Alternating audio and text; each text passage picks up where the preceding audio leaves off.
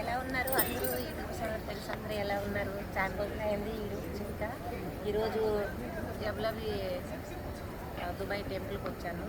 అక్కడ టెంపుల్కి వెళ్ళి చూద్దామని కలెక్ట్ వచ్చాను. చాలా అంటే చాలా హ్యాపీగా ఉంది. ఫస్ట్ టైం వచ్చాను నేను. స్టేట్లో ముందు చూసాను, దూరం నుంచి చూసాను, దగ్గర నుంచి చూడలేదు.